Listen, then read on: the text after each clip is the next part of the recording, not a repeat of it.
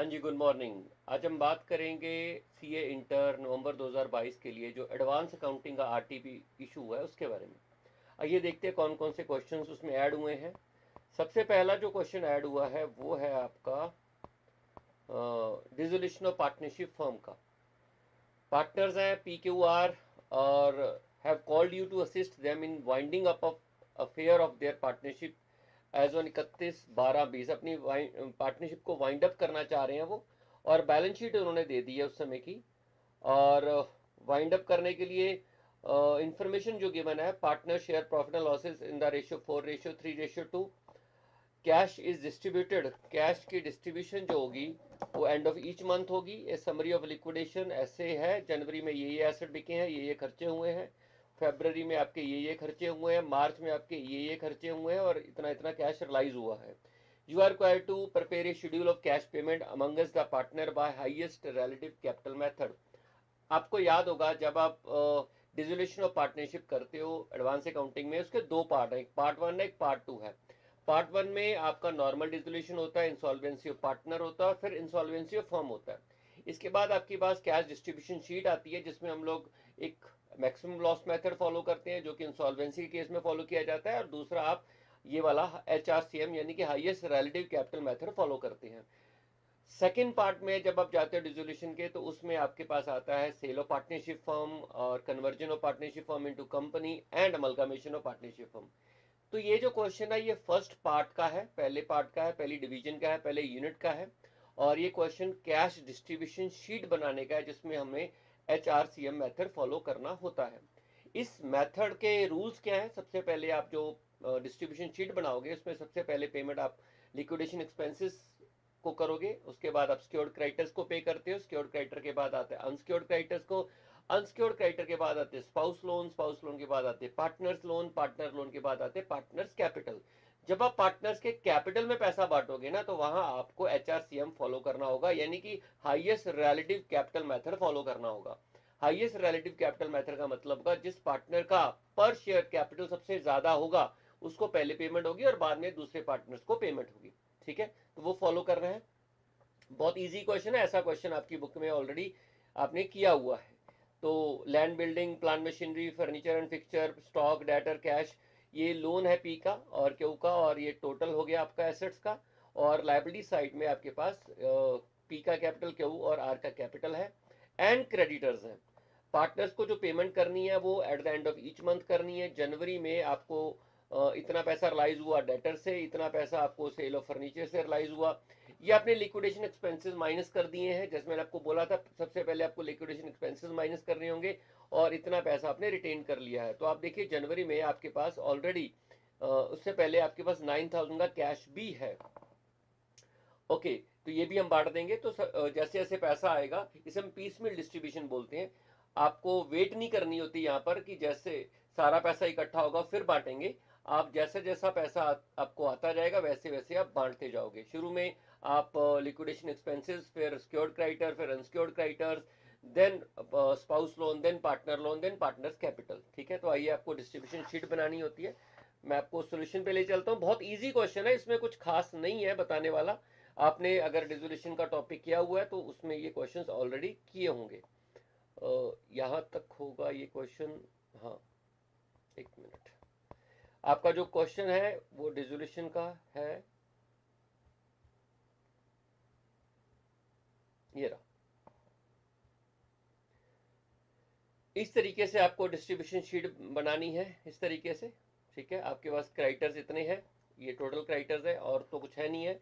और आपके कैपिटल्स देखिए, कैपिटल्स पे पार्टनर्स के कैपिटल है, इसमें से अपने पार्टनर्स के लोन माइनस कर दिए हैं आपने, और फिर आपका ये बैलेंस आपके पास आ जाएगा, क्योंकि पार्टनर का लोन भी है डेबिट साइड में, एसेट साइड में। तो पहले, और क्रेडिट साइड में यानी कि लायबिलिटी साइड में पार्टनर के कैपिटल है, तो पहले जो लोन की अमाउंट है वो पार्टनर के कैपिटल में एडजस्ट हो जाएगी। तो पार्टनर्स के जो अमाउंट ड्यू है वो पी, क्यू एंड आर के इतने इतने हैं।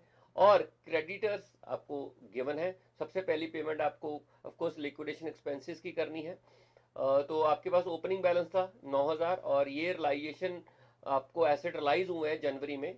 और जनवरी में जितने एसेट रिलाइज हुए हैं उसमें से जितना आपको खर्चा रिलाइजेशन के ऊपर हुआ है और जो पैसा आपने रिटेन किया माइनस करने के बाद आपके पास 10,000 आएगा और 19,000 बन जाएगा। 19,000 में से आप 16,000 क्रेडिटर को पे कर दोगे और बैलेंस आपके पास 3,000 बच जाएगा। 3,000 आपको डिसाइड करना है कि पार्टनर्स में से किसको पहले पे करना है, पी को पे करना है, क्यू को पे करना है, आर को पे करना है।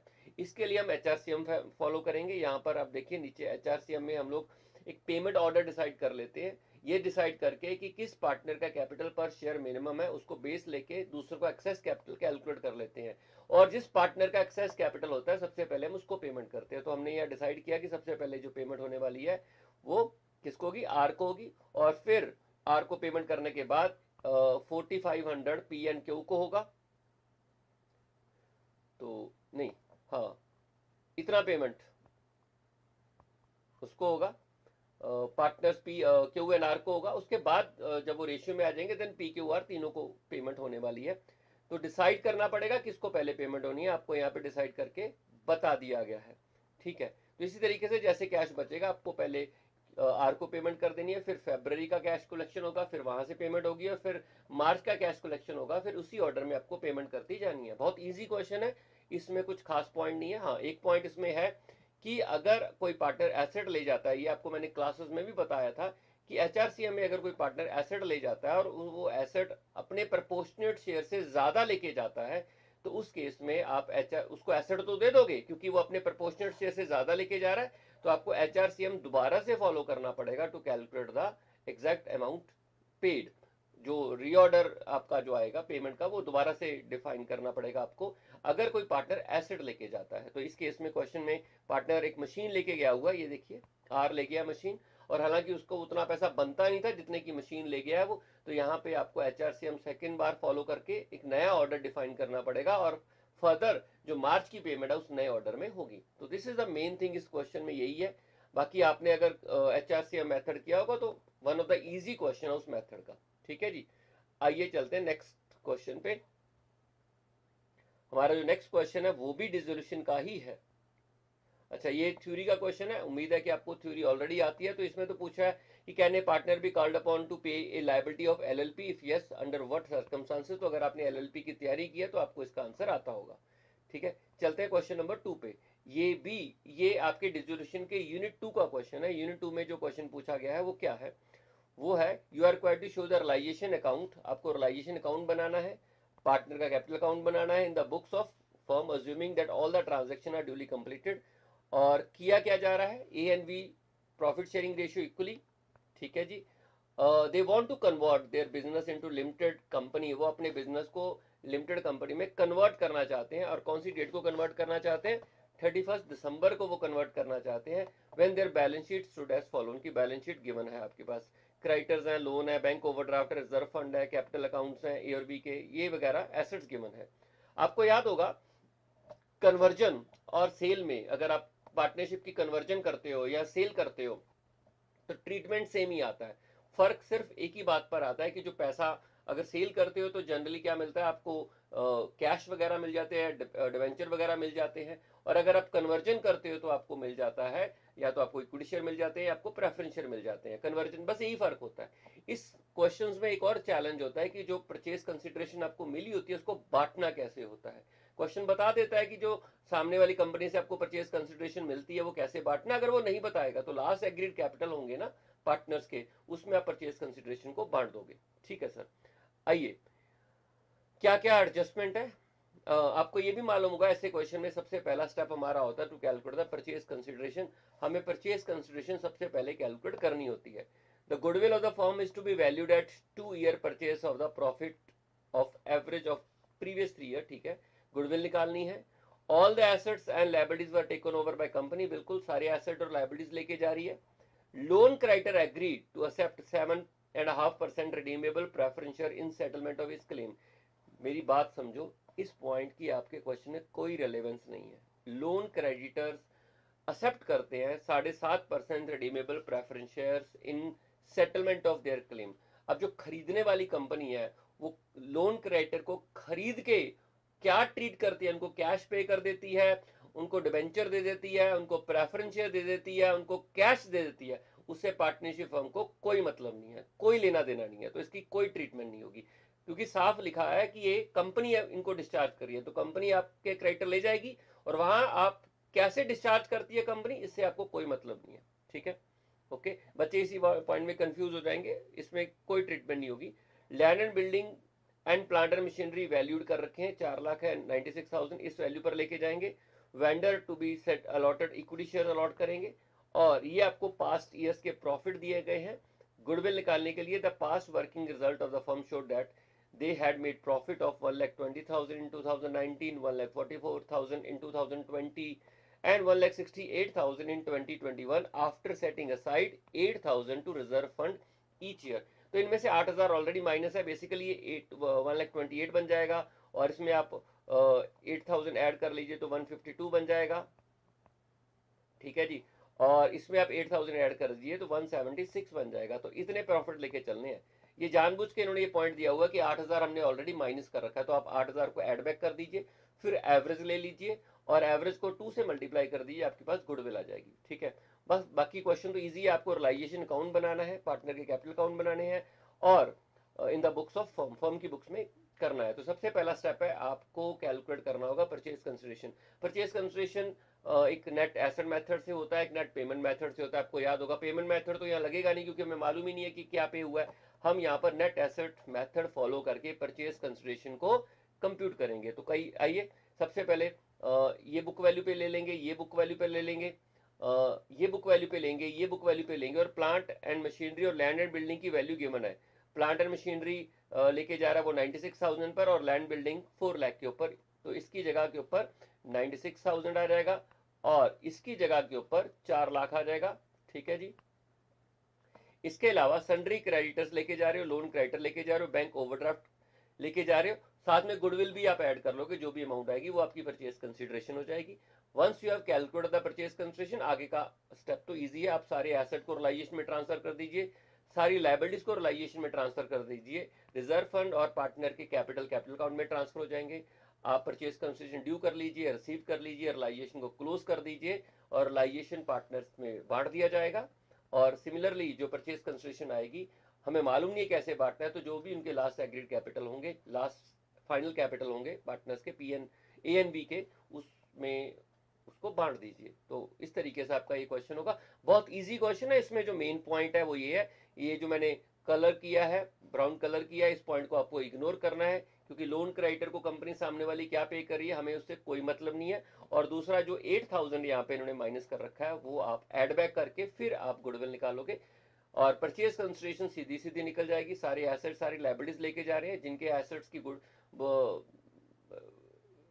वैल्यू नहीं पता उनकी बुक वैल्यू ले लीजिए, और जिनकी पता है उनकी आप वो एग्रीड वैल्यू ले लोगे। ठीक है, एसेट लायबिलिटीज लेके आपकी परचेज कंसिडरेशन आ जाएगी। सारी एसेट सारी लायबिलिटीज आपको मालूम है रियलाइजेशन में ट्रांसफर करना है, और कैपिटल और रिजर्व फंड कैपिटल अकाउंट में ट्रांसफर होंगे। फिर आपको करना क्या है, आपको परचेज कंसिडरेशन रिसीव करनी है, और रिसीव करने के बाद पार्टनर्स में बांट देनी है, रियलाइजेशन अकाउंट क्लोज कर देना है, और जो भी प्रॉफिट लॉस होगा वो पार्टनर्स के कैपिटल में चला जाएगा। तो बहुत ईजी क्वेश्चन है, जिन्होंने किया होगा उनको ये आता होगा। ठीक है, तो मैंने आपको पहले भी एक बात बताई है कि अगर हम आरटीपी को डिस्कशन कर रहे हैं, तो ये अज्यूम करके डिस्कशन कर रहे हैं कि आप लोगों ने पूरी एडवांस अकाउंटिंग की तैयारी कर ली है, you are ready for the exam. आपको जस्ट जो जो चीजें कुछ नए पॉइंट ऐड हुए हैं, मेरा मकसद है आरटीपी को डिस्कस करने का, वही क्वेश्चन बताने हैं। ठीक है, ओके, ऐसा सेम क्वेश्चन इसोप का आपने क्लासेस में किया हुआ है। Mehta limited grant 1500 stock option देता है अपने एम्प्लॉइज को। बहुत इजी क्वेश्चन है, 50 के हिसाब से ये आपका एक्सरसाइज प्राइस है 1/4/19 को। वेस्टिंग पीरियड 2.5 ईयर का है। मैक्सिमम एक्सरसाइज पीरियड आपका 1 ईयर है। मार्केट प्राइस आपकी 80 है। तो आप देखिए वैल्यू ऑफ जो होगा वो 30 रुपीज होगा, फेयर वैल्यू भी 30 दिया है और इंट्रिंसिक वैल्यू भी 30 ही होगा। 80 - 50 30। ठीक है, तो वैल्यू ऑफ जो आपका आएगा ग्रांट होगा पर शेयर, वैल्यू ऑफ ग्रांट वो आपका 30 रुपीज हो जाएगा। और ऑल द ऑप्शन पर एक्सरसाइज, सारी ऑप्शन को एक्सरसाइज कर लिया गया है इस डेट को। तो बहुत इजी क्वेश्चन है, जिन्होंने इस सोप की जरा सी भी तैयारी की होगी ना, ये one of the easiest question है इस सोप का, इसमें आपको कोई प्रॉब्लम नहीं आने वाली। चलते हैं नेक्स्ट क्वेश्चन, बायबैक का है। Umesh limited resolve to buyback 4 लाख of its fully paid equity shares of 10 each at 22 per share. Buyback 4 lakh buyback करना है 10 के हिसाब से। 22 पर शेयर के हिसाब से 10 का पेड अप वैल्यू है और मार्केट में हम बायबैक करने के लिए 44 रुपीज की पेमेंट करेंगे। This buyback is in compliance with provision of Companies Act and does not exceed 25% of the company's paid up capital in the financial year। तो buyback as per the rules है, इसका मतलब ये हो गया कि जो भी गाइडलाइंस है बायबैक की उसी के हिसाब से हो रहा है। For the purpose it issue 1,11% preference share of rupees 10 each at par, the entire amount being payable with application. The company uses 16 lakh of its balance in security premium account apart from adequate balance in general reserve to fulfill the legal requirement regarding buyback, give necessary journal entries to record the above transaction। तो भाई बहुत easy question है ये भी। सबसे पहले आप buyback करोगे, equity share buyback account debit to bank, आप 4 लाख को 22 से मल्टीप्लाई कर दीजिए, वो आपके पास आ जाएगा। ठीक है, फिर आपको करना क्या है, आपको बायबैक करने के लिए जो बायबैक है वो शेयर कैपिटल, क्योंकि आप 22 रुपीज पे कर रहे हो तो 12 रुपए एक्स्ट्रा पे कर रहे हो, और आप एंट्री करोगे equity share capital account debit, security premium account debit, general reserve account debit to equity share buyback. आपका 10 रुपए के हिसाब से 40 लाख का आपका शेयर कैपिटल कम हो जाएगा और बाकी जो पैसा होगा वो सिक्योरिटी प्रीमियम से कम हो जाएगा और बाकी जनरल रिजर्व से कम हो जाएगा। तो ये तो बायबैक का प्रोसीजर हो गया। आपको मालूम है अगर आप इक्विटी शेयर बायबैक करते हो तो आपको या तो CRR बनाना पड़ता है या उसी के बराबर की, उसी के फेस वैल्यू के बराबर के इक्विटी या प्रेफरेंस शेयर इशू करने पड़ते हैं। तो क्वेश्चन आपको ऑलरेडी बता रहा है कि हमने 1 लाख के इशू किए हैं शेयर, क्योंकि 40 लाख की फेस वैल्यू का बायबैक हो रहा है। हालांकि पेमेंट तो आप ज्यादा कर रहे हो लेकिन आपका इक्विटी शेयर कैपिटल 40 लाख से गिर रहा है, तो आपको या तो 40 लाख का CRR बनाना होगा या 40 लाख के इक्विटी या प्रेफरेंस शेयर इशू करने पड़ेंगे या दोनों का कॉम्बिनेशन। तो यहाँ पे आपको ऑलरेडी मालूम है कि आप 10 लाख के प्रेफरेंस शेयर इशू कर रहे हो तो 10 लाख के आप प्रेफरेंस शेयर इशू कर दोगे, 30 लाख आपको यहाँ पर CRR भी बनाना पड़ेगा। तो आप बहुत इजीली उसको बना लोगे। फ्री रिजर्व आपको बोला है, जनरल रिजर्व है, वहां से आप CRR क्रिएट कर लोगे। ठीक है जी, ओके जी। 30 लाख का CRR बनेगा, 1 लाख के आपके प्रेफरेंस शेयर कैपिटल हो जाएंगे और फिर आप 4 लाख को 22 के हिसाब से उसके इक्विटी शेयर का बायबैक कर लोगे। जो शेयर कैपिटल से आपकी एक्स्ट्रा पेमेंट होगी 22 रुपीज, वो या तो सिक्योरिटी प्रीमियम से राइट ऑफ हो जाएगा या फिर आपके पास जनरल रिजर्व से राइट ऑफ हो जाएगा। सिक्योरिटी प्रीमियम क्योंकि कम है तो बाकी का पैसा आप जनरल रिजर्व से राइट ऑफ कर सकते हो। ठीक है सर। तो क्वेश्चन नंबर 4 भी बहुत इजी क्वेश्चन है, इसमें इन क्वेश्चन में कोई भी प्रॉब्लम नहीं है आपको। ठीक है, बहुत आसान क्वेश्चन RTP में डाले गए हैं, तो उम्मीद करते हैं पेपर भी सिमिलर ही पैटर्न पे रहेगा। What is meant by equity share with differential rights? आपको मालूम है कि equity share with differential rights क्या होते हैं।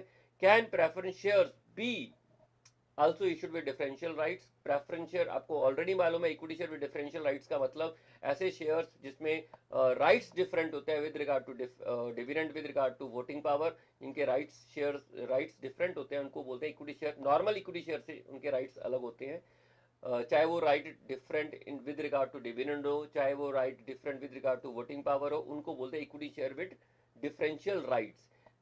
प्रेफरेंस शेयर कभी भी ऐसे नहीं इशू किए जा सकते। कैन प्रेफरेंस शेयर भी इशूड विद डिफरेंशियल राइट्स? बिल्कुल भी नहीं किए जा सकते। प्रेफरेंस शेयर डिफरेंशियल राइट्स के नहीं इशू कर सकते हो आप। ठीक है जी, ए पार्ट हो गया। बी पार्ट हम सिमिलर क्वेश्चन आपकी बुक में ऑलरेडी है, आपको बता रखा है कि आपके पास इक्विटी शेयर इस प्रपोर्शन में है और प्रेफरेंस शेयर आपके पास इस प्रपोर्शन में है, उनका पेड अप कैपिटल इस प्रपोर्शन में है। ये आपका इक्विटी शेयर का पेड अप कैपिटल है, ये प्रेफरेंस शेयर का पेड अप कैपिटल है, उसकी प्रपोर्शन भी दी हुई है, तो आप आसानी से निकाल सकते हो इनके आपस की वोटिंग पावर के फ्रैक्शंस। और क्योंकि ये question already as such book में दिया हुआ है, स्टडी मटेरियल में है, तो आप बड़ी आसानी से इस क्वेश्चन को भी कर लोगे। बहुत इजी क्वेश्चन है। हाँ जी, नेक्स्ट क्वेश्चन है हमारा question number 6, amalgamation of companies का क्वेश्चन है। आइए देखते हैं। बैलेंस शीट दे रखी है ट्रुथ लिमिटेड और मिथ लिमिटेड की एज ऑन 31/3/21 की, और Myth Limited is to be amalgamated with Truth Limited on 1/4/21।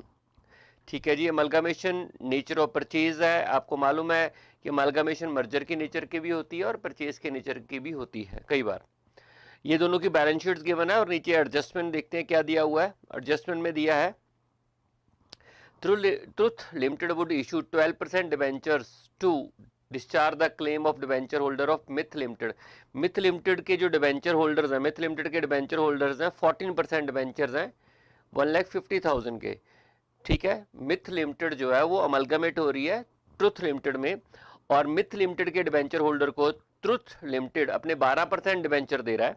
ठीक है, in such a way so as to maintain their present annual interest income. तो कहते हैं इंटरेस्ट इनकम उनकी सेम है, तो हमें हम निकालना पड़ेगा कि कितने डिवेंचर दे रहे हो। अब आप देखो 1,50,000 के पास डिवेंचर्स हैं, 14% इंटरेस्ट मिल रहा है उनको, तो 1,50,000 का 14% बनता है 21,000। अब हमें 12% डिवेंचर इशू करने हैं, लेकिन इतने इशू करने हैं कि इंटरेस्ट 21,000 ही रहे। तो 0.12 से डिवाइड करते हैं, 1,75,000 के डिवेंचर इशू होंगे। ठीक है जी। उसके बाद कहते हैं कि non trade investment which constitute 80% of their respective total investment yielded income of 20% to Truth Limited and 15% to Myth limited.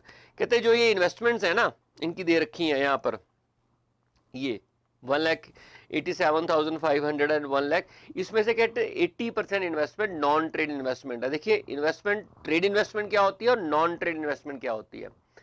जो इन्वेस्टमेंट बिजनेस में किसी न किसी रूप में यूज हो रही हो, बिजनेस को ग्रो करने में मदद कर रही हो, उसको हम बोलते हैं trade investment.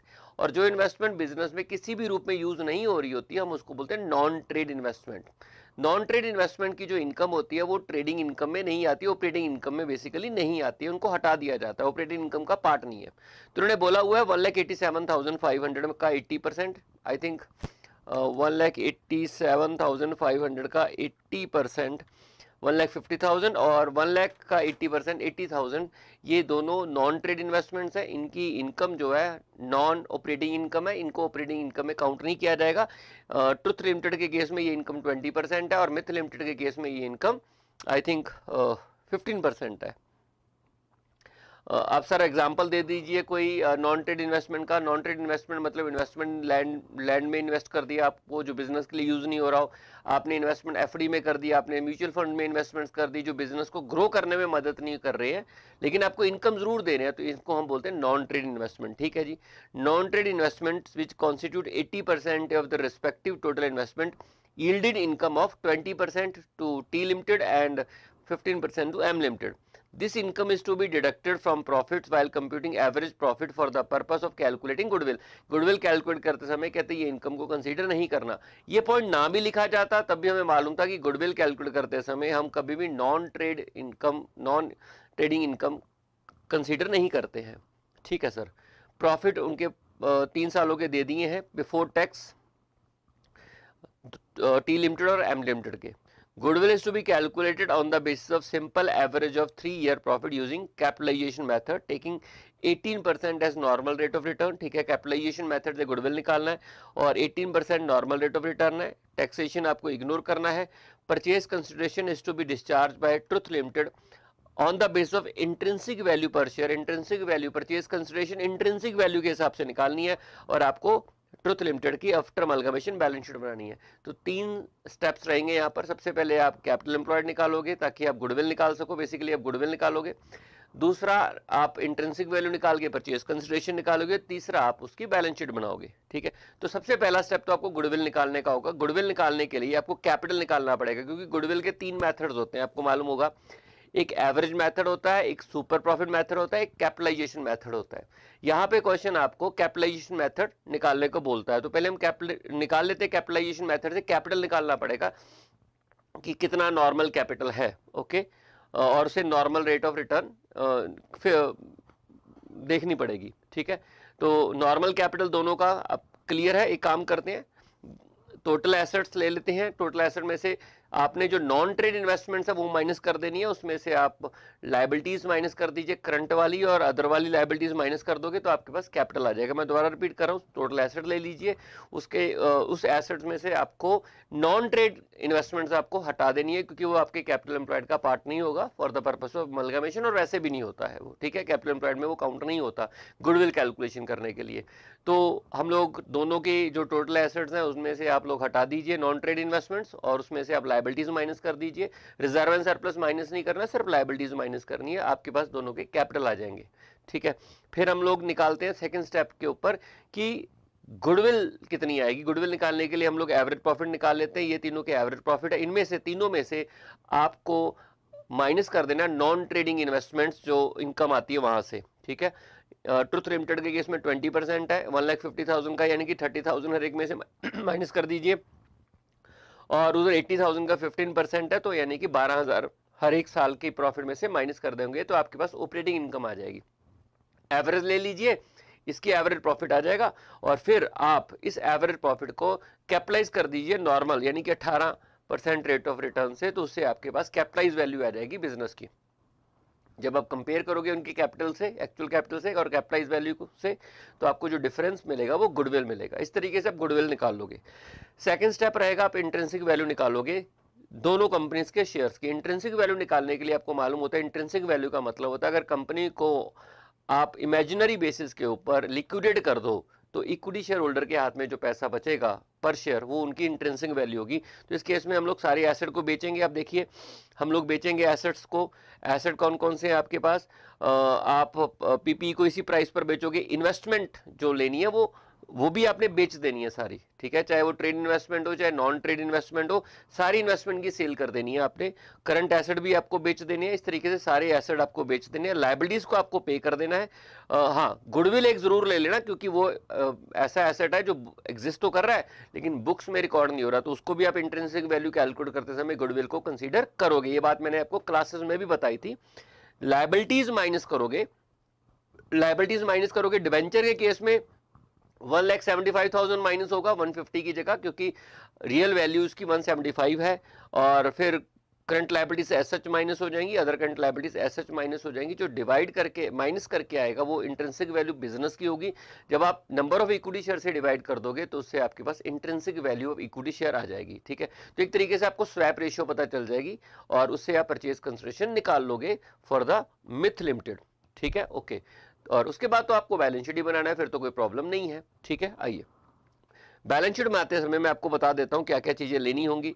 Of course balance sheet बनाते समय शेयर कैपिटल ट्रुथ लिमिटेड का लिया जाएगा और प्लस जो share truth limited Myth limited को इशू करेगा वो भी कंसीडर करेंगे। रिजर्व एंड सरप्लस सिर्फ ट्रुथ लिमिटेड का ही लिया जाएगा, रिजर्व एंड सरप्लस में मिथ लिमिटेड का रिजर्व एंड सरप्लस नहीं लेंगे क्योंकि ये परचेज का केस है। नॉन करंट लायबिलिटीज में यहाँ डिवेंचर्स हैं 175 हो जाएंगे, 12% डिवेंचर, करंट लायबिलिटीज ऐड हो जाएंगी बस दोनों की, ठीक है।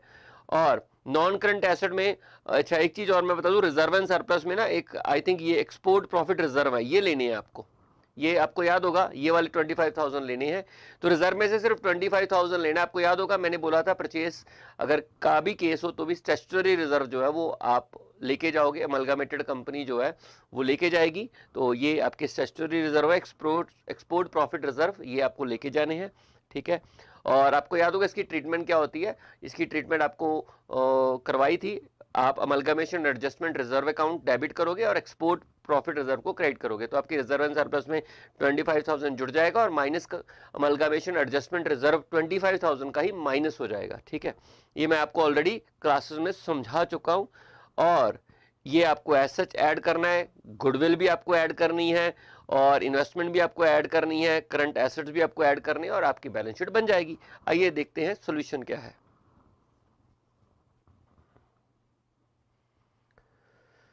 क्वेश्चन ये रहा, कैलकुलेशन चेक कर लेते हैं। गुडविल ये देखिए नॉन ट्रेड इन्वेस्टमेंट माइनस कर दिया एसेट में से, कैपिटल निकाल लिया सबसे पहले, तो कैपिटल एम्प्लॉयड इसका इतना आ गया, इसका इतना आ गया, आपने नॉन ट्रेड इन्वेस्टमेंट माइनस करके निकालनी है। और प्रॉफिट आफ्टर टैक्स में ये देखो 30,000 इधर 30,000 या 12,000 माइनस कर दिया, एवरेज प्रॉफिट में से माइनस कर दिया। अब हर साल में से माइनस कर दोगे, एवरेज प्रॉफिट में से माइनस कर दो, एक ही बात है। इसको क्यों माइनस करते हैं? क्योंकि ये नॉन ट्रेड इनकम है और गुडविल निकालते समय हमेशा हमने ट्रेडिंग इनकम लेनी होती है। तो इस तरीके से आपके पास ये आ गया। इसको कैपिटलाइज कर देते हैं, डिवाइड करके इसकी वैल्यू इतनी आ गई, इसकी कैपिटलाइज वैल्यू, इसकी कैपिटलाइज वैल्यू इतनी आ गई और फिर एक्चुअल कैपिटल के साथ जब आप कंपेयर करोगे तो आपके पास गुडविल आ जाएगी। आपको याद है कैपिटलाइजेशन मेथड क्या होता है? आप पहले कैपिटलाइज वैल्यू निकाल लीजिए थ्रू नॉर्मल प्रॉफिट्स और फिर एक्चुअल कैपिटल एम्प्लॉयड से डिवाइड माइनस करके आपको गुडविल का पता चल जाएगा, ये उसकी गुडविल है, ठीक है जी, ओके। इंट्रिंसिक वैल्यू देख लीजिए, गुडविल आ गई, ठीक है। अदर एसेट सारे के सारे लेने हैं आपने, इंक्लूडिंग नॉन ट्रेड इन्वेस्टमेंट भी लेने हैं और लायबिलिटीज आपने माइनस कर देनी है। यहाँ पे देखिए लायबिलिटीज में जो डिबेंचर है वो 1,50,000 की जगह 1,75,000 लेने हैं और ये आपके नेट एसेट्स आ गए। नंबर ऑफ शेयर से डिवाइड करोगे, इसकी इंट्रिंसिक वैल्यू इतनी आ गई, इसकी इंट्रिंसिक वैल्यू इतनी आ गई है और फिर आप इस तरीके से परचेज कंसिडरेशन निकाल लोगे। और आप देखिए जब आप बैलेंस शीट बनाओगे, बैलेंस शीट बनाते समय ये देखिए ये 1,85,000 का एक्सपोर्ट प्रॉफिट रिजर्व है। 185 कहाँ से आ गया? 160 का तो ट्रुथ लिमिटेड का ही है और 25,000 मिथ लिमिटेड का है, तो 185,000 वो आ गया और 25,000 आपने amalgamation adjustment reserve, sorry 185 truth का है और मिथ का है 25,000 और बाद में 25,000 अमलगमेशन एडजस्टमेंट रिजर्व आपको माइनस भी करना है। बाकी क्वेश्चन नॉर्मल ये मैंने आपको बता दिया है। आइए वापस चलते हैं क्वेश्चन नंबर नेक्स्ट पर। नेक्स्ट क्वेश्चन आपका आएगा, आई थिंक 6 आएगा, 5वां हमने कर लिया है अभी, नहीं 6 हो गया हमारा। 7th क्वेश्चन पर चलते हैं। इंटरनल रिकंस्ट्रक्शन ऑफ कंपनीज का क्वेश्चन है, आइए देखते हैं क्या है। इसमें तो एंट्रीज ही बनानी होती हैं। The board of director company of the company decided upon the following scheme of reconstruction with the consent of respective shareholder के कंसेंट से क्या क्या स्कीम है, आइए देखते हैं। आपको एंट्रीज ऑलरेडी आती हैं, उन्हीं के बारे में है। और नीचे रिक्वायरमेंट चेक कर लेते क्या है, कहते हैं आपको जर्नल एंट्रीज बनानी है for the all transaction related to internal reconstruction, ठीक है। और आपको कैपिटल रिडक्शन का अकाउंट भी बनाना है और बैंक अकाउंट भी बनाना है, और बाद में आपको prepare notes to accounts on share capital के नोट्स बनाने हैं एनपीपी के immediately after the implementation of internal reconstruction. तो मैं आपको एंट्रीज बता रहा हूं, अगर आपको एंट्रीज आती हैं तो बाकी चीजें तो ऑटोमेटिकली कैपिटल रिडक्शन अकाउंट भी बन जाएगा, आपका बैंक अकाउंट भी बन जाएगा, और बैलेंस शीट अगर आपको शेड्यूल 3 आता है तो नोट्स भी आप बना दोगे। तो मैं आपको सिर्फ एंट्रीज डिस्कस कर देता हूँ। Preference share to be return down to 75 each and equity share to 2 each. अब इसमें क्वेश्चन में प्रॉब्लम पता क्या आती है, इसमें क्वेश्चन में प्रॉब्लम आती है कि ये सिर्फ पेड अप पार्ट रिड्यूस हुआ है या फेस वैल्यू भी रिड्यूस हुई है। मतलब सवाल ये है कि सिर्फ पेड अप पार्ट रिड्यूस हुआ है या फेस वैल्यू और पेड अप पार्ट दोनों रिड्यूस हुए हैं। तो ये काम करते हैं, आप सेकंड पॉइंट पर पढ़ लेते हैं, वहां से आपको पता चल जाएगा। Preference shares preference share dividend in arrear for 3 years to be waived by 2/3 and for balance 1/3 equity share of ₹2 each to be allotted। कहते हैं 2 रुपए का इक्विटी शेयर इशू कर दिया जाएगा। इसका मतलब ये समझ रहे हो आप, इस पॉइंट को इस पॉइंट से रिलेट करके देखो, आपको समझ में आ जाएगा कि इक्विटी शेयर की पेड अप वैल्यू के साथ साथ फेस वैल्यू भी रिड्यूस हो गई है। अब शेयर जो है वो 2 रुपए का हो गया है, ठीक है। यहाँ सेकंड पॉइंट से हमें पता लग गया, क्योंकि उन्होंने बोला कि प्रेफरेंस डिविडेंड का जो एरियर है वो जितना भी एरियर है उसका 2/3 तो आप राइट ऑफ कर दो, और जो 1/3 है उसके बदले में आप इक्विटी शेयर दोगे, और इक्विटी शेयर जो दोगे वो 2 रुपए का एक इक्विटी शेयर आपको इशू करना है। तो 2 रुपए का इक्विटी शेयर का मतलब शेयर इक्विटी शेयर आपका 2 रुपए का है। इसका मतलब ऊपर वाले पॉइंट में इक्विटी शेयर की फेस वैल्यू भी 2 रुपए कर दी गई है, पेड अप पार्ट रिड्यूस हुआ ही है, फेस वैल्यू भी रिड्यूस हुई है। तो पहले केस में आपको प्रेफरेंस शेयर को भी 75 का बना दिया गया है, तो फेस वैल्यू भी और पेड अप पार्ट दोनों रिड्यूस हुआ है, और इक्विटी शेयर भी 2 रुपए का बना दिया गया है, तो इसका मतलब फेस वैल्यू और पेड अप पार्ट दोनों रिड्यूस हुए हैं। तो एंट्री क्या होगी इसकी, आप प्रेफरेंस शेयर कैपिटल को डेबिट कर लीजिए to capital reduction to preference share capital, इसकी एंट्री हो जाएगी। और इक्विटी की भी यही होगी, equity share capital debit to equity share capital to capital reduction, ठीक है। सेकंड पॉइंट में प्रेफरेंस शेयर डिविडेंड एरियर में 3 ईयर का, और उसमें 2/3 वेव हो गया और बाकी 1/3 को आपने पेमेंट करनी है। तो आपको टोटल देख लीजिए प्रेफरेंस शेयर कितना बनता है डिविडेंड, प्रेफरेंस शेयर के ऊपर एरियर ऑफ डिविडेंड कितना बनता है उसका 1/3 ले लीजिए, और आप एंट्री कर दीजिए capital reduction account debit to share capital. आपको याद है प्रेफरेंस शेयर का एरियर जो होता है वो बुक्स में नहीं होता, तो आपको entry capital reduction account debit to share capital ही करनी पड़ेगी। तो पहला पॉइंट भी हो गया, दूसरा पॉइंट भी हो गया। Debenture holder agreed to take one freehold property at its book value of 450 lakh in part payment of their holding, balance debentures to remain as liability of the company। तो ठीक है, डिवेंचर होल्डर को हम free hold property देते हैं जिसकी book value 450 है, तो आप डिवेंचर होल्डर को डेबिट करोगे, डिवेंचर को डेबिट करके to free hold property 450 lakh की आप उसकी एंट्री कर दोगे, ठीक है जी। Interest accrued and due on debenture to be paid in cash, इसकी भी नॉर्मल एंट्री होगी, इंटरेस्ट को डेबिट कर दीजिए और बैंक को क्रेडिट कर दीजिए, ठीक है। Remaining free hold property to be valued at 550, तो ये बाकी की जो फ्री होल्ड प्रॉपर्टी है, कुछ फ्री होल्ड प्रॉपर्टी तो आपके डिवेंचर होल्डर्स ले गए, और बाकी की जो फ्री होल्ड प्रॉपर्टी है जितनी भी बचेगी उसको आप रिवैल्यू कर दीजिए। यहाँ पर रिवैल्यूएशन की अगर तो अपवर्ड रिवैल्यूएशन हुई है तो free hold property to capital reduction हो जाएगा, अगर डाउनवर्ड हुई है तो capital reduction account debit to free hold property हो जाएगा, ठीक है। All investment sold out for 420, आप इन्वेस्टमेंट की बेचने की एंट्री कर दोगे, प्रॉफिट लॉस कैपिटल रिडक्शन में ट्रांसफर हो जाएगा। Next 70% of director loan to be waived off, तो और बाकी के लिए इक्विटी शेयर इशू कर दिया, तो ठीक है, जितना भी आप डायरेक्टर्स का लोन होगा वो डेबिट हो जाएगा to capital reduction 70% to equity share capital for the 30%। यहां पर भी आपको 2 रुपए का इक्विटी शेयर इशू किया गया है, ठीक है सर।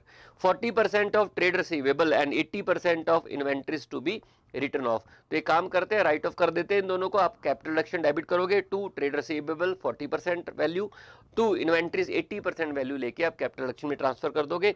और उसके बाद companies contractual commitments amounting to 900 lakh have been settled by paying penalty of 72 lakh, company ने कोई कॉन्ट्रेक्चुअल कमिटमेंट्स की होंगी कि हम आपके लिए कुछ काम करेंगे, लेकिन अब क्योंकि आपकी रिकंस्ट्रक्शन हो रही है, पैसे की प्रॉब्लम है, तो आप उसको पूरा नहीं कर पाओगे, तो आप उस कॉन्ट्रेक्चुअल कमिटमेंट्स को पूरा ना करने की वजह से आपको पेनल्टी पे करनी पड़ेगी, और वो पेनल्टी 72 लाख की है, तो आपको एंट्री करनी पड़ेगी capital reduction account debit to bank.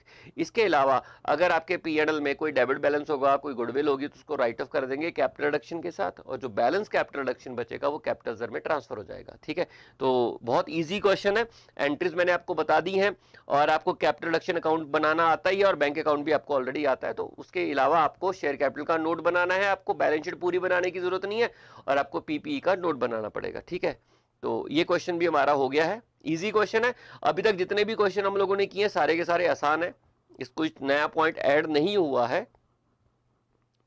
Next है आपकी लिक्विडेशन ऑफ कंपनी। ये क्वेश्चन भी बहुत इजी है, वेरी इजी क्वेश्चन। आपको याद होगा लिक्विडेशन ऑफ कंपनीज में हमारे 3 टॉपिक है। पहला टॉपिक आपका आपको वो बनाना होता है जो डायरेक्टर्स बनाते हैं, और दूसरा लिक्विडेटर बनाता है स्टेटमेंट ऑफ अफेयर्स, और फिर आपको लिस्ट बी कॉन्ट्रीब्यूटरीज का टॉपिक है। तो ये स्टेटमेंट ऑफ अफेयर्स का क्वेश्चन है। ठीक है, आइए पढ़ते हैं क्या लिखा हुआ क्वेश्चन में। Debit and credit balance of blossom limited as on 31/12/2021 were as follow. ये दे रखे हैं डेबिट बैलेंस यानी कि एसेट्स की जानकारी दे दी है। आपको क्वेश्चन थोड़ा बहुत कंफ्यूज करता है कि आपको फॉर्मेट चेंज कर देता है। ठीक है, क्रेडिट बैलेंस यानी कि लायबिलिटी साइड आपका शेयर कैपिटल है, और आपकी लायबिलिटीज और ट्रेड पेबल्स वगैरह है। Company went into liquidation on that date, shares fully paid up है। ठीक है, और prepare liquidators account after taking into the following liquidation expenses है। आपको मालूम है सबसे पहले लिक्विडेशन एक्सपेंसेस पे होंगे, लिक्विडेटर रेम्युनरेशन पे हो गई, वो भी गिवन है, कैलकुलेट करने की जरूरत नहीं है। बैंक लोन है आपका सिक्योर्ड है, तो आपको याद होगा जब आप स्टॉक को बेचोगे तो बैंक लोन तो उसी में से माइनस हो जाएगा। टू वाली साइड में to asset not specifically pledge जा देंगे, और टू एसेट स्पेसिफिकली प्लेज जाएगा। जो टू एसेट स्पेसिफिकली प्लेज जाएगा उसमें आप स्टॉक की सेल करोगे, जब आप स्टॉक की सेल करोगे तो उसमें से आप बैंक लोन माइनस कर दोगे, जो सरप्लस है वो अमाउंट के कॉलम में जाएगा। उसके बाद डिवेंचर होल्डर का फ्लोटिंग ये वो है, चार्ज है सारे एसेट्स के ऊपर। और उसके बाद फिक्स एसेट रिलाइज कहते हैं बुक वैल्यू पर, current asset 80% of book value. बहुत इजी क्वेश्चन है, इसमें कोई पॉइंट नहीं है डिस्कस करने वाला।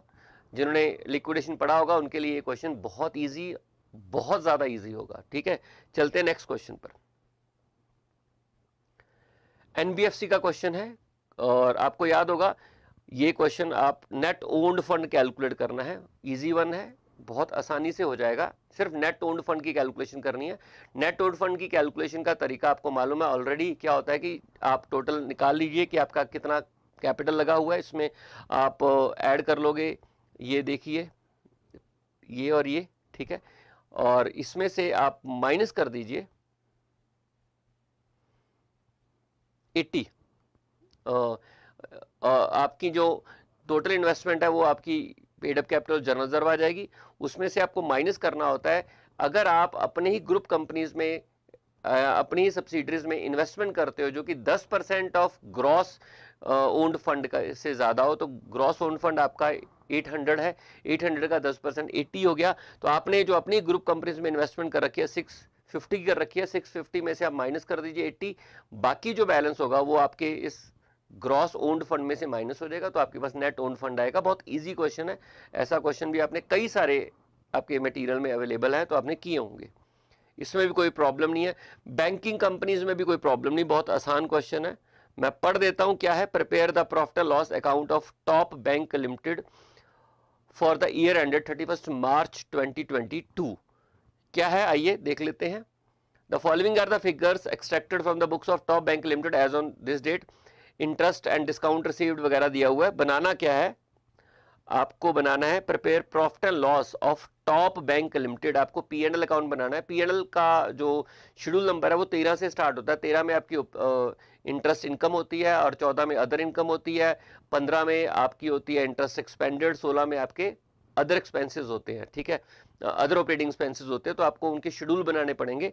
आइए देख लेते हैं क्या क्या आएगा। ये इंटरेस्ट एंड डिस्काउंट रिसीव्ड आएगा, ये शेड्यूल नंबर 12 में जाएगा। इंटरेस्ट पेड ऑन डिपॉजिट आपने पे किया है, ये शेड्यूल नंबर 15 में जाएगा। इशूड शेयर कैपिटल तो बैलेंस शीट में जाएगा। सैलरी अलाउंसेस आपके शेड्यूल नंबर 16 में जाएगा। Director fees and allowances schedule number 16 में जाएगा। Rent and taxes paid schedule number 16 में जाएगा। पोस्टेज एंड टेलीग्राम भी शेड्यूल नंबर 16 में जाएगा। स्टैट्यूटरी रिजर्व फंड यहाँ नहीं आएगा, तो बैलेंस शीट की आइटम है। कमीशन एक्सचेंज एंड ब्रोकरेज आपको मिला है तो ये शेड्यूल नंबर 14 में जाएगा। रेंट रिसीव्ड शेड्यूल नंबर 14 में जाएगा। अदर इनकम में profit on sale of investment schedule number 14 में जाएगा। डेप्रिसिएशन ऑन बैंक प्रॉपर्टी ये आपके ऑपरेटिंग एक्सपेंसेस है, शेड्यूल नंबर 16 में जाएगा। स्टैट्यूटरी एक्सपेंसेस भी शेड्यूल नंबर 16 में जाएगा। प्रीलिमिनरी एक्सपेंसेस भी शेड्यूल नंबर 16 में जाएगा। ऑडिटर फीस भी आपकी शेड्यूल नंबर 16 में ही जाएगी। कस्टमर टू होम ये नीचे कुछ एडजस्टमेंट दे रखी हैं। Customer to home a sum of 16 lakh has been advanced has become insolvent and it is expected only 40% can be recovered from his estate, तो यानी कि इसका 60% की प्रोविजन बन जाएगी। ठीक है, आई थिंक इसकी 60% बनेगा 9,60,000, ठीक है, वो बन गया। और बाकी के लिए कहते हैं 2,10,000 की प्रोविजन बना लीजिए। एक प्रोविजन और भी है यहाँ पर, तो ये प्रोविजन में आएगा। इनकम टैक्स के लिए आपको 25% प्रोविजन बनानी है। तो आपकी टोटल प्रोविजन कितनी होगी? 16 लाख का 60% और 2,10,000 और 9 लाख की आपकी टोटल प्रोविजन आएगी। आपको मालूम है आपको ये प्रोविजन दिखानी होती है शेड्यूल नंबर 16 के बाद, ठीक है, वो वहाँ पर आप प्रोविजन दिखा दोगे। उसके बाद थर्ड पॉइंट है rebate on bill discounted. Opening का बैलेंस है 19,000 और क्लोजिंग का 25,000 है। तो आपका जो भी बिल, ये वाला जो इनकम है ना, ये वाली, ये इंटरेस्ट एंड डिस्काउंट रिसीव्ड, इसमें से आप ऐड कर दोगे 19,000 ऐड करोगे, ओपनिंग रिबेट ऐड हो जाएगा, क्लोजिंग रिबेट माइनस हो जाएगा। प्रीलिमिनरी एक्सपेंसेस को आपको राइट ऑफ करना है, ये आपके ऑपरेटिंग एक्सपेंसेस में चला जाएगा शेड्यूल नंबर 16 में। बाकी आपका ओपनिंग बैलेंस P&L का निल है, तो आपका फॉर्मेट आपको ऑलरेडी आता ही है। शेड्यूल 3 इसमें बैंकिंग के P&L का फॉर्मेट आपको ऑलरेडी आता है। शेड्यूल नंबर 13 से लेके शेड्यूल नंबर 16 तक जाता है। बीच में एप्रोप्रिएशन भी आपको दिखानी होती है। 25% आपको स्टैट्यूटरी रिजर्व में एंड में ट्रांसफर करना होता है, वो सब आपको ऑलरेडी आता है। तो आइटम वाइज मैंने आपको चीजें बता दी कौन कौन से शेड्यूल में जाएगी। ये क्वेश्चन भी बहुत आसान है, ठीक है। तो आप देखिए अभी तक जितने भी क्वेश्चन आए हैं बहुत बहुत बहुत ईजी आए हैं। आप उम्मीद करिए कि आपका एग्जाम भी ऐसा ही आ जाए।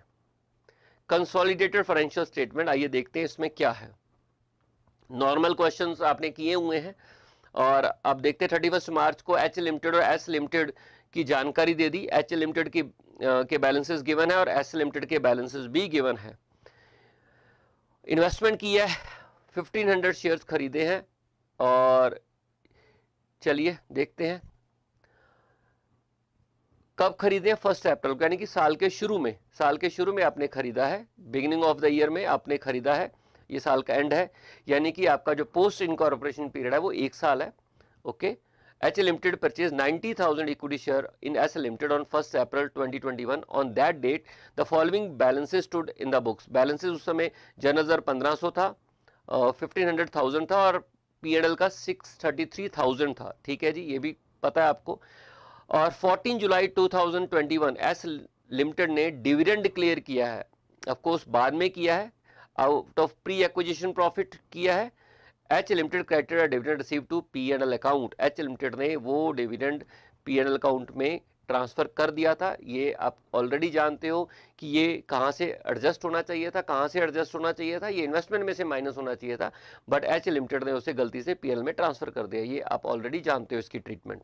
उसके बाद बोनस शेयर भी इशू किए गए, इसकी ट्रीटमेंट भी आप ऑलरेडी जानते हो। एक आपकी अंडरलाइज प्रॉफिट है, इन्वेंट्री का पॉइंट भी आप ऑलरेडी ट्रीटमेंट जानते हो। ये आपकी इंटर कंपनी जो ओइंग्स है उसके पॉइंट्स हैं। तो बहुत इजी क्वेश्चन है, इसमें कोई खास नहीं है। ये ऐसे क्वेश्चंस आप ऑलरेडी क्लास में कंसोलिडेशन के कर चुके हो। कंसोलिडेटेड बैलेंस शीट बनाने का क्वेश्चन है। इसमें आपको एक चीज कैलकुलेट करनी पड़ेगी, परसेंटेज ऑफ होल्डिंग मिसिंग है वो निकालनी पड़ेगी। याद रखना जो इक्विटी शेयर दिए है ना एस लिमिटेड के यहाँ पर 2400, इसमें बोनस शेयर भी इंक्लूड है।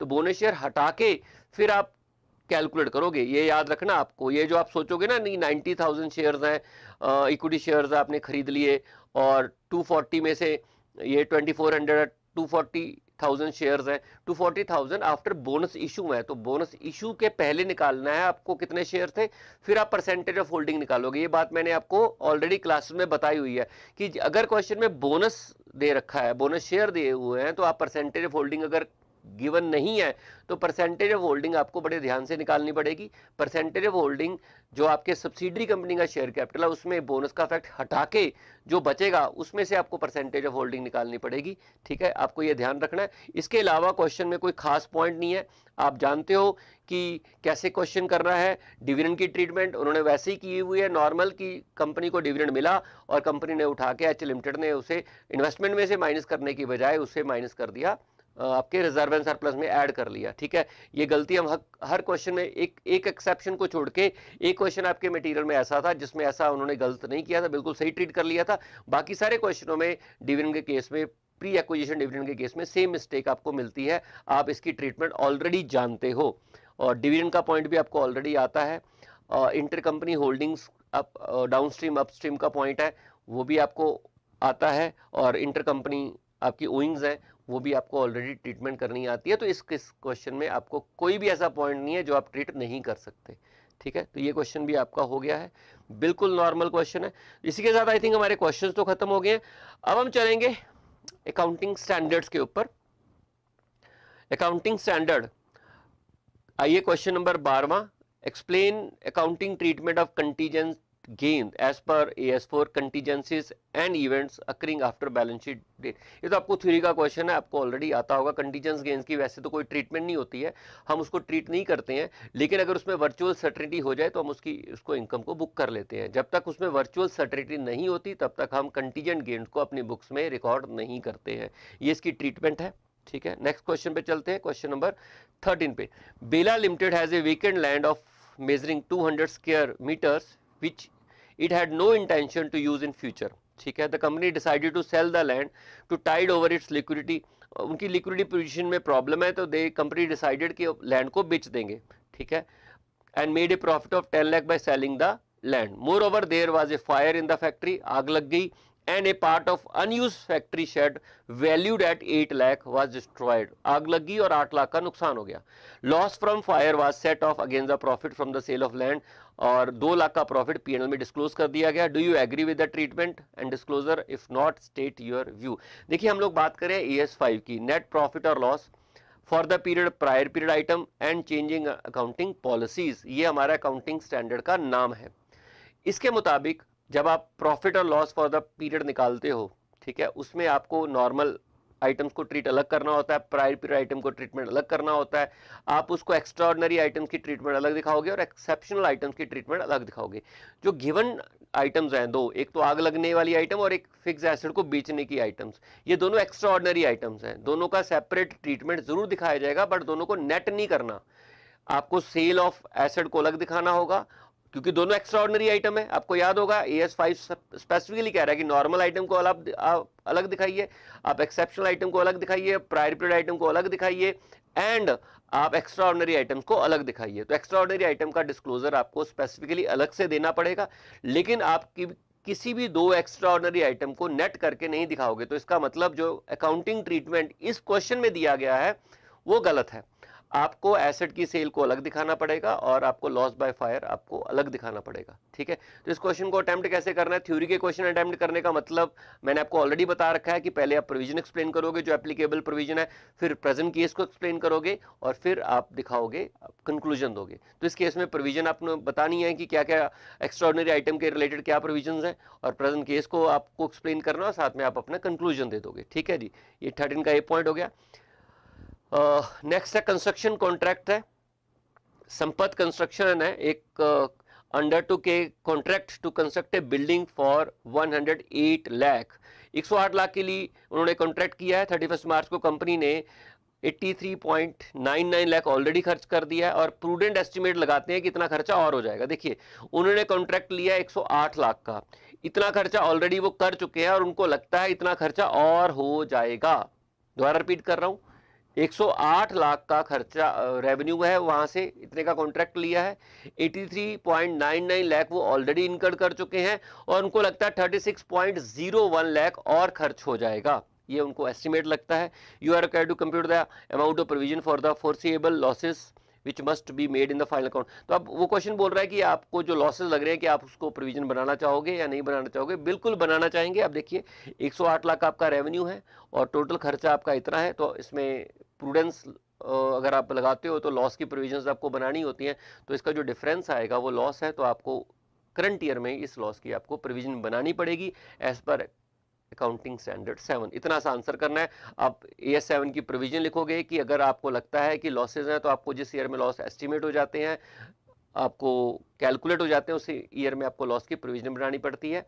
प्रेजेंट केस में इतना लॉस एस्टिमेट हो रहा है क्योंकि आप इतना खर्चा ऑलरेडी कर चुके हो और इतना आपको होने की संभावना है, इतने रेवेन्यू है, तो आपका इतना लॉस आ सकता है। देयरफॉर हम इस इतने अमाउंट की लॉस की प्रोविजन बनाएंगे। ठीक है जी, चलिए रेवेन्यू रिकॉग्निशन का पॉइंट है question number 14। When revenue will be recognized in the following situation. कहते हैं इस केस में, चारों केसेस में आपको बताना है कब कब रेवेन्यू को रिकॉग्नाइज करना है। आपको मालूम है revenue recognition in case of goods, आपको मालूम है गुड्स के केस में रेवेन्यू रिकॉग्निशन होता है जब risk and reward in the property transfer हो जाता है। इन केस ऑफ सर्विस जब सर्विस कंप्लीट हो जाती है। In case of other services जैसे रॉयल्टी, जब रॉयल्टी की कंडीशन पूरी हो जाती है। इन केस ऑफ डिविडेंड, जब आप right to receive dividend establish हो जाता है, तो तब आपको रेवेन्यू को बुक करना होता है। तो अलग अलग केस में आपके रूल्स रेवेन्यू बुक करने के अलग अलग है। गुड्स के केस में अलग होगा, सर्विसेज के केस में अलग होगा, तो आपको ध्यान से आंसर करना है। पहला पॉइंट है where the purchaser make a series of installment payments to the seller and the seller deliver the goods only after the final payment is received. ठीक है जी।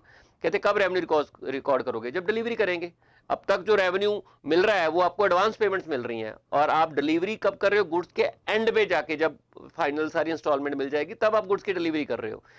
तो लास्ट में जाके ही गुड्स का पोजेशन ट्रांसफर हो रहा है, रिस्क रिवॉर्ड ट्रांसफर हो रहा है, तो हम रेवेन्यू को तभी बुक करेंगे। उससे पहले मिलने वाली जितनी भी इंस्टॉलमेंट्स हैं वो आपके लिए लायबिलिटीज़ हैं, और जैसे ही लास्ट इंस्टॉलमेंट आपको मिलेगी अब आप गुड्स ट्रांसफर कर दोगे, और जैसे गुड्स ट्रांसफर कर लोगे आप रेवेन्यू को रिलाइज कर लोगे, बुक कर लोगे, और लायबिलिटीज़ को रेवेन्यू में कन्वर्ट कर लोगे। ठीक है सर। दूसरा point, where seller contently agree to repurchase the same goods at a later rate. आपको मालूम है ये तो रीपरचेज एग्रीमेंट है, बेसिकली ये तो फाइनेंस एग्रीमेंट है, ये सेल का रेवेन्यू का ट्रीटमेंट यहाँ पर होगा ही नहीं।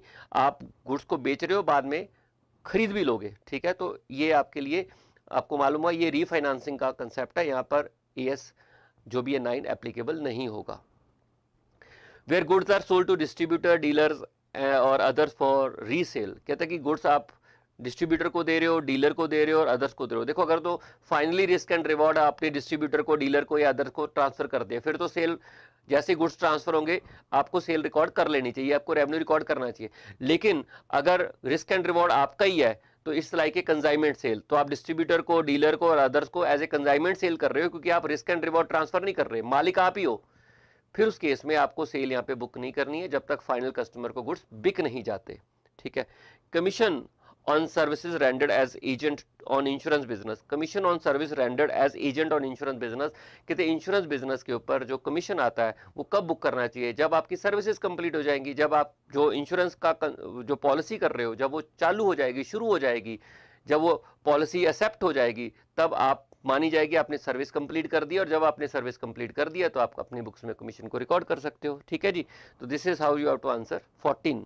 सेगमेंट रिपोर्टिंग का क्वेश्चन है, question number 15। A company has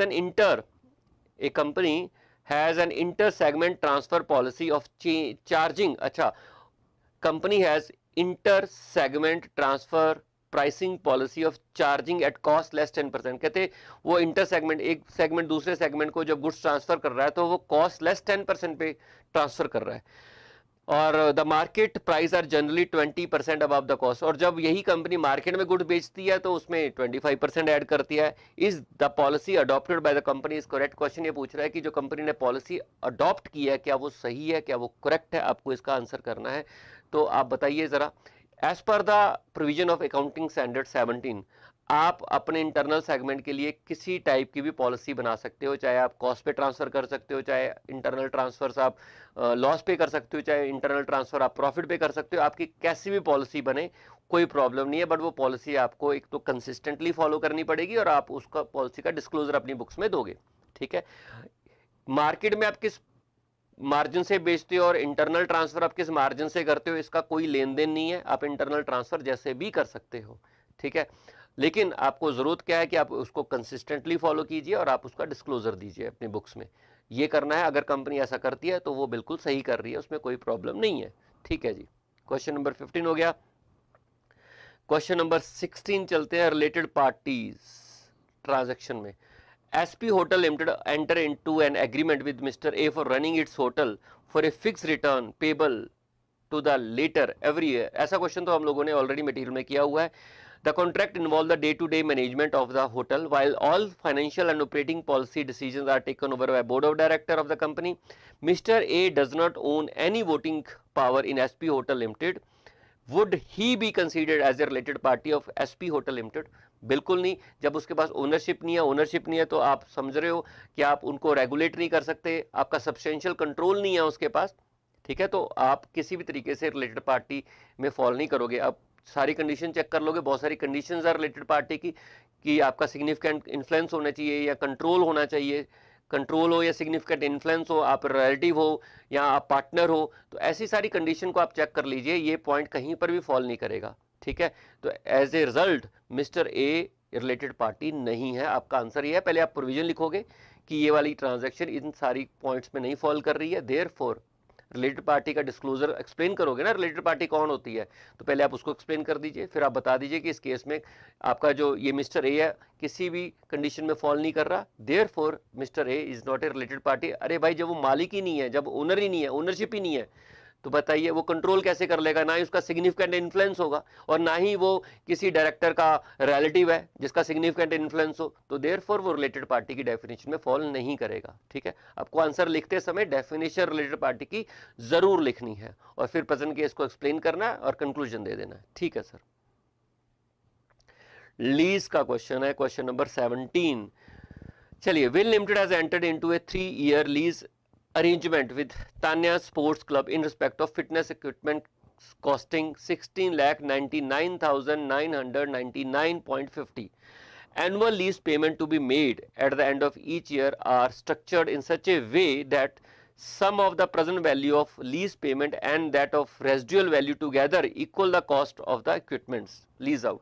यही होता है कि ये फाइनेंशियल लीज का केस है। इसका मतलब कहता है कि जो कॉस्ट ऑफ इक्विपमेंट है 16,99,999.50 ये कॉस्ट ऑफ इक्विपमेंट है, और जितने भी लीज रेंटल मिलेंगे प्लस जो रेजिडुअल वैल्यू आ गई उन दोनों की अगर आप प्रेजेंट वैल्यू निकालोगे, रेजिडुअल वैल्यू ग्रंटेड और अनग्रंटेड दोनों, और लीज पेमेंट तीनों की जो प्रेजेंट वैल्यू निकालोगे तो वो 16,99,999.50 के बराबर आएगी।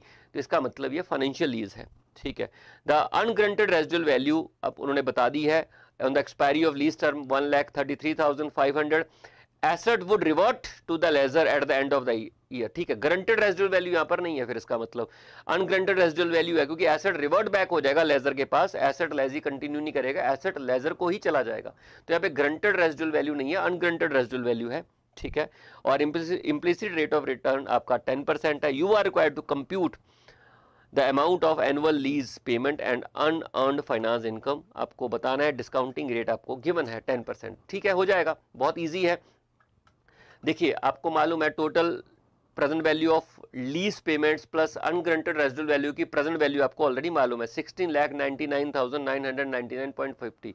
मैं दोबारा रिपीट कर रहा हूं, इसमें आपको ऑलरेडी कॉस्ट ऑफ एसेट पता है और आपको मालूम है कि जो लीज रेंटल की प्रेजेंट वैल्यू है और अनग्रंटेड रेजिडुअल वैल्यू की प्रेजेंट वैल्यू है वो इसके बराबर है। अनग्रंटेड रेजिडुअल वैल्यू मालूम है आपको, उसकी प्रेजेंट वैल्यू इसमें से माइनस कर दीजिए, आपके पास जो आएगा वो लीज रेंटल की प्रेजेंट वैल्यू आ जाएगी। ठीक है, और आपको पता है कम्युनिटी प्रेजेंट वैल्यू फैक्टर 5 साल का आपको ऑलरेडी मालूम है 10% के हिसाब से, वहां से आपका एनुअल लीज रेंट आ जाएगा। बहुत इजी है, निकल जाएगा। पहला पॉइंट हो गया।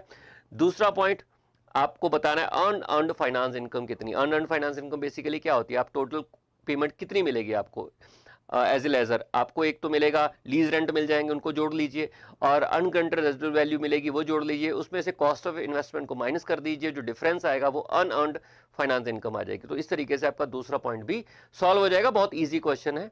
ठीक है, चलिए क्वेश्चन नंबर 18 आपका अर्निंग पर शेयर का क्वेश्चन है। Following information relate to EPS का XYZ limited for the year ended 31 March 2022 net profit after tax दे दिया 37,50,000 का आपका नेट प्रॉफिट है। नंबर ऑफ इक्विटी शेयर आपको गिवन है। कन्वर्टेबल डिबेंचर कंपनी ने साल के शुरू में इशू किए थे, कन्वर्टेबल डिबेंचर 50,000 के, और वो इक्विटी शेयर 55,000 में कन्वर्ट होगा। टैक्स रेट आपको बताना है, ऑलरेडी दे दिया आपको। बेसिक अर्निंग पर शेयर निकालना है और डिल्यूटेड अर्निंग पर शेयर निकालना है। बेसिक अर्निंग पर शेयर में तो आप डिवाइड कर दीजिए इसको, ठीक है जी, इसको डिवाइड कर दीजिए।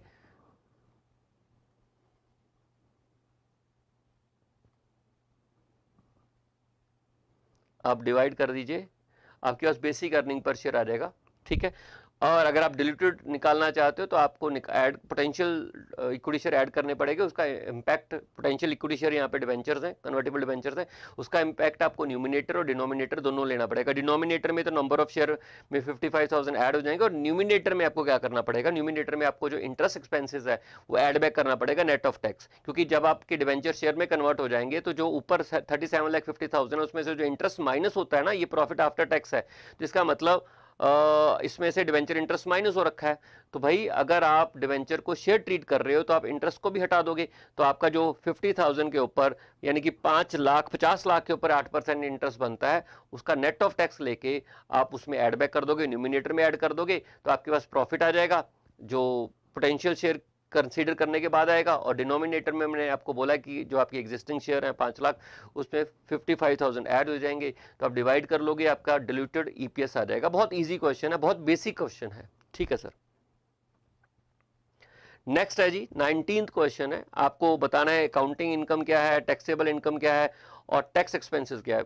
क्लियर अकाउंटिंग इनकम जो as per the books maintain होती है, ठीक है, before tax as per the books, as per the companies act जो आप इनकम रिकॉर्ड करते हो वो अकाउंटिंग इनकम है। और टैक्सेबल इनकम वो जो as per income tax act आप इनकम कैलकुलेट करते हैं for the purpose of calculation of tax, वो आपकी टैक्सेबल इनकम है। और टैक्स एक्सपेंसेस में आपके करंट टैक्स और डेफर्ड टैक्स दोनों आते हैं, बहुत ईजी है, ठीक है, ये वाला पॉइंट। डिसकंटिन्यूइंग ऑपरेशन आपको ऑलरेडी आता है, आपको डेफिनेशन ही लिखनी है। What are the disclosure requirement in the interim financial report as per AS24 for the discontinuing operation, आपको डिस्क्लोजर रिक्वायरमेंट देनी है। डिस्क्लोजर रिक्वायरमेंट में आपको देना पड़ेगा कि आपके जो डिसकंटिन्यूइंग ऑपरेशन है उसमें कोई चेंज तो नहीं आया है। What are the disclosure requirement in the interim financial report as per AS24 for the discontinuing operation. Discontinuing operation में आपको बताना पड़ता है कि कोई जो आपने डिसकंटिन्यूइंग ऑपरेशन है उसकी एसेट्स की वैल्यूज वगैरह में कोई चेंज तो नहीं आया है, उसके ऑपरेशंस में तो कोई चेंज नहीं आया है, या कोई रिलाइजेबल वैल्यू में चेंज आया, उसके बारे में आपको डिस्क्लोजर देना होता है, ठीक है।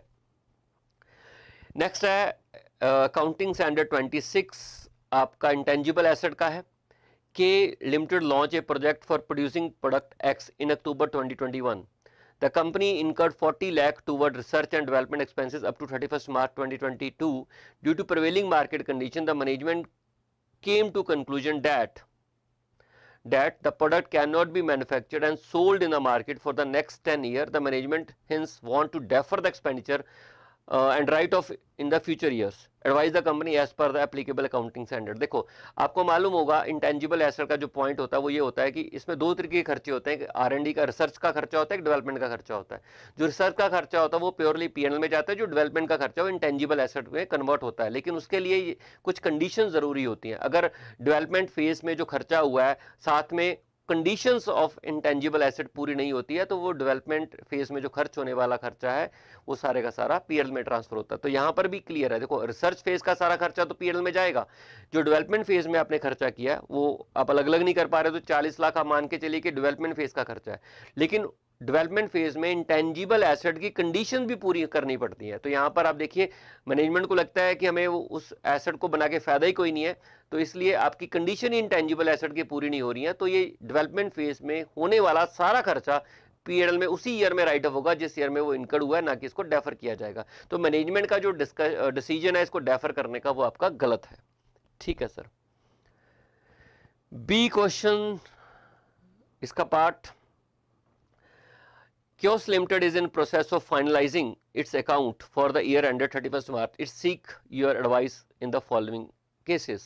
आपसे एडवाइस मांगी है। Kios Limited has filed a court case in 2014-15 against its competitor. It is evident